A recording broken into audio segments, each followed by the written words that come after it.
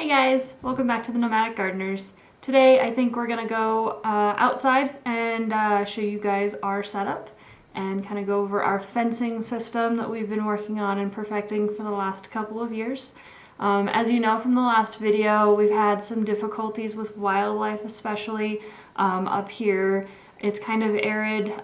There's a lot of wildlife, but not a lot of water to share, so they get really interested in our garden, especially early season when we have the water and they don't. So they try and use every means necessary to get into that garden. And from a lot of trial and error, we've kind of fortified it a lot. So we're going to check that out today, show you what we've done, kind of give you a rundown of our experiences and why we do things the way we do. And yeah, so let's get out there.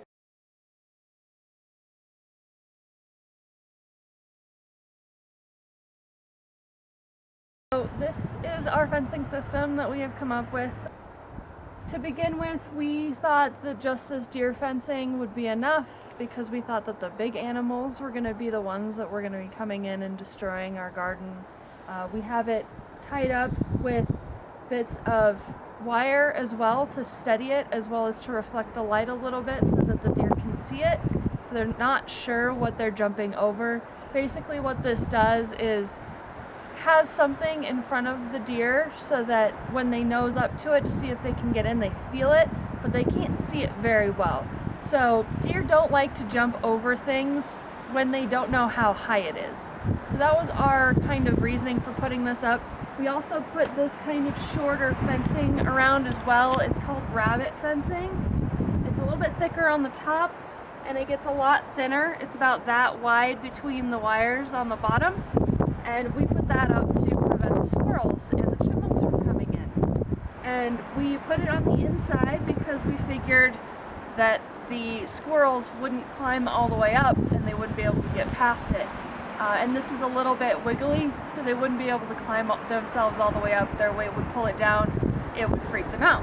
Well, instead what they did is they just chewed through the deer fencing and went through the bigger holes on the rabbit fencing and still got in. So the second year that we were doing this, we decided we needed a little bit more fortification. So this was last year. We got this tight woven metal fencing and we wrapped it all the way around the perimeter of the garden, as well as we cut the top so that they wouldn't be able to just climb up to the top, use it to steady themselves and chew themselves through again. So we kind of cut the top in a barbed wire fashion, made it really pokey so it would be uncomfortable for them to hold on to, and left it a little bit loose so they wouldn't be comfortable holding on to it long enough that they could chew themselves through and get into the garden. Last year it worked pretty well. We prevented most of the large squirrels from getting in, but we did have some small chipmunks actually dig themselves underneath so that they could get under all of this fencing. So we ended up burying it a little bit further down. This is probably 4 inches underground as well, so that they can start trying to dig. As you can see, someone tried to dig right here a little bit. They can try to dig, but they kind of give up before they get all the way through. So we're hoping this is going to help us. We also have another preventative measure for the deer and elk. A lot of people say that this doesn't work. This is Irish spring soap, and we hung it with pantyhose. A lot of people think that this doesn't work. It probably doesn't work on its own, but the combination between the deer fencing and the Irish spring soap has actually helped a lot. We've seen deer and elk kind of come around, get near these soap bars and decide, maybe this isn't something that I want to do, and they ended up wandering away. It doesn't scare them away, but they're not quite as inclined to get closer anymore once they smell it. So, and then of course we've got our little owl up here.